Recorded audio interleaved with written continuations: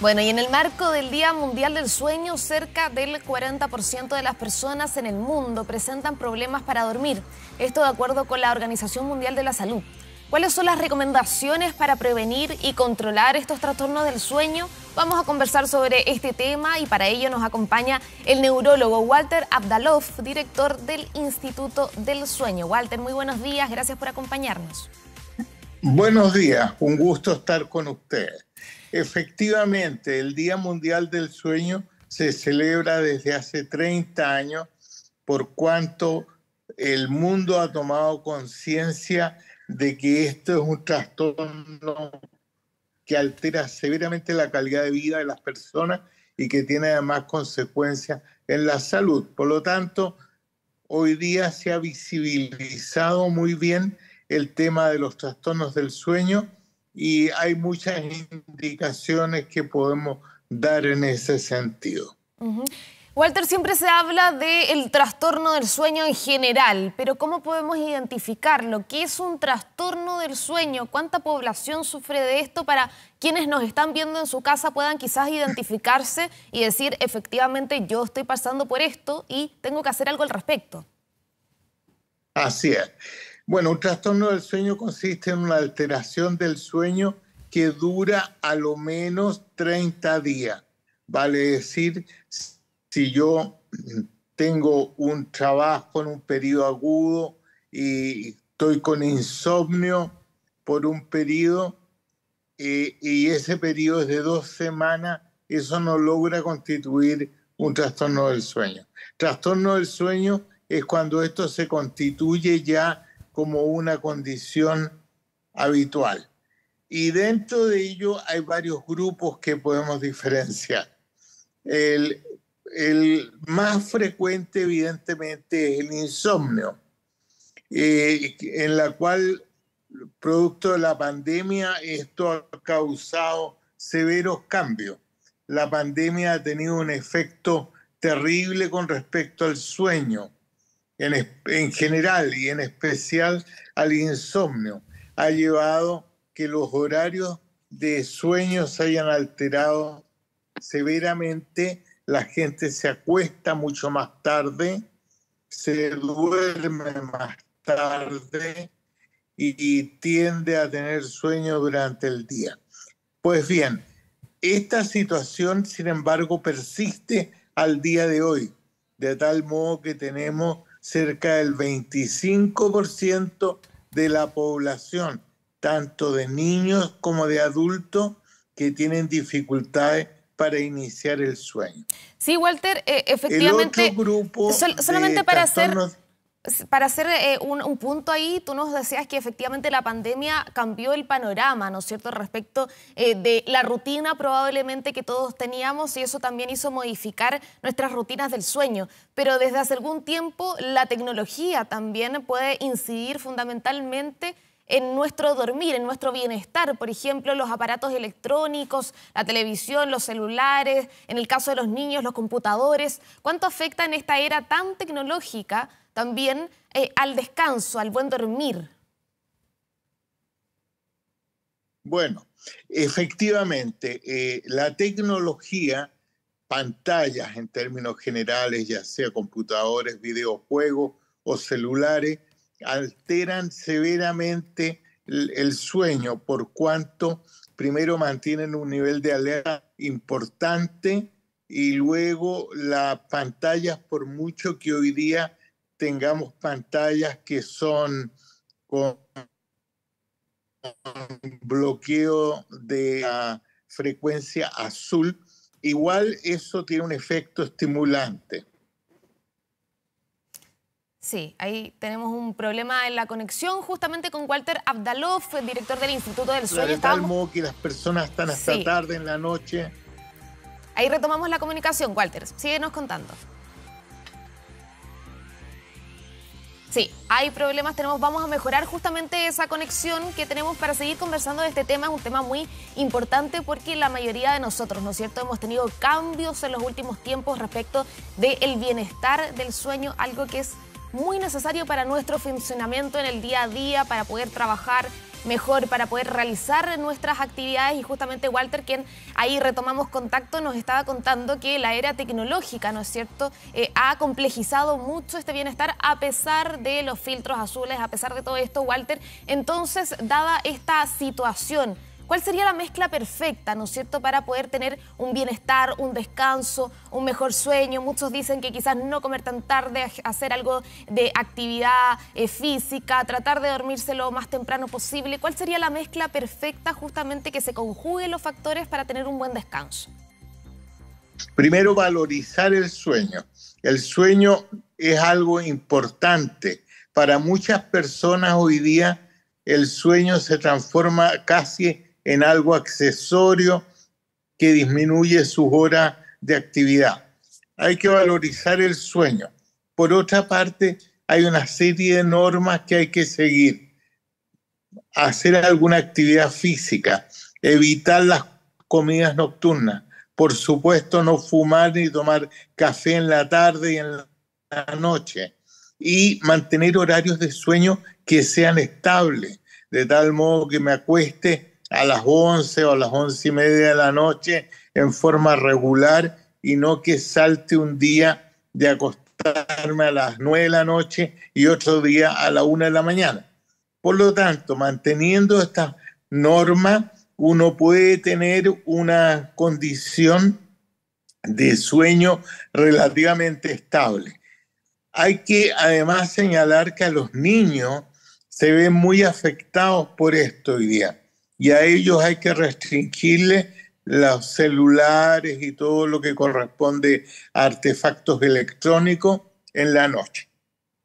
Walter, el estrés es un factor fundamental en el descanso, en el buen dormir. A veces probablemente una persona puede dormirse temprano, pero si se encuentra en una situación de estrés constante, ese descanso no va a ser reparador, ¿no es cierto? Ese sueño no va a ser reparador. ¿Cuáles son los indicios de que efectivamente hagan a una persona recurrir a un especialista cuando el estrés es un factor fundamental en su periodo de descanso? Así es. El estrés se manifiesta de varias formas. Las personas en forma más frecuente tienen dificultades para iniciar el sueño. Sin embargo, hay un grupo que se queda dormido a las 10, 11 de la noche y que despierta regularmente 3 horas después. Eso también es un tipo de insomnio y que lleva a ser tratado. Y hay un tercer tipo de insomnio que se denomina el de despertar precoz. Una persona se queda dormida a las 11 de la noche y despierta a las 4 de la mañana y de ahí en adelante no puede dormir. Todas estas son manifestaciones de alteraciones psiquiátricas, mentales o estrés que pueden tener un efecto severo sobre el sueño. Y respecto de eso también hay muchas personas, ¿no es cierto?, que en el momento en que se ven enfrentados a no poder dormir bien o definitivamente y de plano no poder dormir, es que viene ahí la automedicación, ¿no es cierto? Se pasan el dato de que hay algún medicamento, incluso relajantes musculares, inductores del sueño, ¿no es cierto?, que son utilizados comúnmente por muchas personas. ¿Cuál es la peligrosidad, el riesgo justamente de tomar relajantes musculares constantemente, tomar inductores de sueño constantemente para tratar de revertir esa falta de descanso? Bueno, este es un problema de toda la medicina, la automedicación. El vecino o el amigo que le pasan unas pastillas para algo. En este caso, la automedicación de relajantes musculares puede ser extraordinariamente grave, porque así como tenemos altos índices de insomnio, también tenemos altos índices de apnea con dificultad respiratoria en la noche. Y los relajantes musculares agudizan y empeoran esta condición, de tal modo que hay que tener mucho cuidado con eso. Los hipnóticos en su gran mayoría son adictivos, de tal modo que el tratamiento con los hipnóticos no debería ser superior a 30 o 60 días, pero cuando una persona comienza a tomar estos fármacos en forma no indicada, no prescrita, lo transforma en una ingesta crónica como parte de su alimentación. Por lo tanto, uno escucha que toman clonazepam, por ejemplo, que no es para dormir, por años. Claro, tiene un efecto colateral que es de causar, inducir sueño, pero no es su efecto fundamental. Entonces, acá lo que corresponde es un estudio que permita evaluar con certeza las causas de esta alteración del sueño y que de acuerdo a eso el tratamiento va a ser el más eficaz y adecuado. Sí, Walter, tú también hablabas que se dice o está muy presente el tema del insomnio, ¿no es cierto? Pero también otra consecuencia del mal descansar es la apnea, ¿no es cierto? Que quizás no se conoce mucho el detalle. ¿Qué significa esto? ¿Cómo sé yo si tengo justamente esta condición y si la tengo? ¿Cómo detectarla por parte, por ejemplo, de mis hijos, de mi pareja, que justamente me escucha en el momento de dormir para saber si tengo que asistir a un especialista o no? Bueno, apnea significa suspensión de la respiración y eso se produce en la noche, en algunos momentos en los cuales la persona retiene la respiración por un periodo de 15, 20 segundos y eso se produce regularmente unas 20 veces por hora, por decir algo similar, y esto tiene graves consecuencias. Al suspender la respiración, la persona deja de recibir oxígeno en forma adecuada, por lo tanto el cerebro, el corazón fundamentalmente y los riñones reciben menos oxígeno. El cerebro tampoco tiene un descanso habitual. La persona puede parecer que está en un sueño profundo, sin embargo, no es un sueño reparador. Y todo esto puede ser observado por personas de la casa como familiares y finalmente esto es una indicación precisa para ser evaluado por un médico especialista y probablemente con algunos exámenes que confirmen y den una oportunidad de tratamiento adecuado a esta situación. Walter, recién hablábamos de las soluciones o quizás la mezcla perfecta para tener un buen descanso. Decíamos de ojalá realizar algo de actividad física, no comer a horas tan altas de la noche, entre otros, pero hay una gran parte de la población chilena y la realidad es que muchos llegan muy tarde de sus trabajos a sus casas, se levantan también muy temprano para poder irse. Los viajes entre su punto laboral y su hogar son muy largos y efectivamente las horas de descanso son muy pocas, ¿no es cierto? Porque parte de ese tiempo también se gasta con estar con la familia, con poder comer también, que a veces algunos comen muy tarde, los turnos a veces son muy complejos. ¿Cuáles son las indicaciones ahí? ¿Qué podemos hacer desde lo más básico? Quizás ejercicios de respiración, algunos señalan, meditación. ¿Qué se puede hacer en lo más básico de una persona que efectivamente tiene esas condiciones de vida que son muy complejas para tener un buen descanso?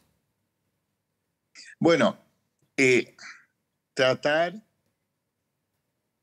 es una lástima, pero es cierto que hoy día entre el lugar de trabajo y el domicilio, a lo menos hay 2 horas de distancia en algún sistema de transporte, de tal modo que las personas llegan tarde a su casa, se tienen que levantar temprano en la mañana. Por lo tanto, lo que yo recomendaría sería reducir las 11 comidas porque tiene mucho pan, mucho hidrato de carbono, y que sea lo más temprano posible. Luego prepararse para dormir aproximadamente a las 9 o 10 de la noche, lo cual significa desconectarse de televisión y de otros aparatos, en lo posible aprender alguna técnica de relajación tipo respiración, tomar algún libro entretenido que puede ser una buena forma de lograr una relajación y con ello va a mejorar el sueño. Ahora, la vida íntima, la vida sexual también es un elemento que en la mayoría de las personas va a generar un estado de relajación y de sueño. En otras personas provoca un estado de alerta mayor, de tal modo que eso tiene que evaluar cuál es la mejor respuesta que puedan tener ante ello. Y los medicamentos, a no ser de que sean indicados luego de una evaluación adecuada por un médico especialista, no son recomendables para su uso habitual. Perfecto, Walter. Entonces, esas recomendaciones justamente para tener un mejor descanso, un mejor dormir, que es tan necesario para el funcionamiento del día a día de cada uno de nosotros. Muchas gracias por acompañarnos, Walter Abdalov, director del Instituto del Sueño. Que tengas un muy buen día. Muy buen día a todos. Adiós. Nos vemos.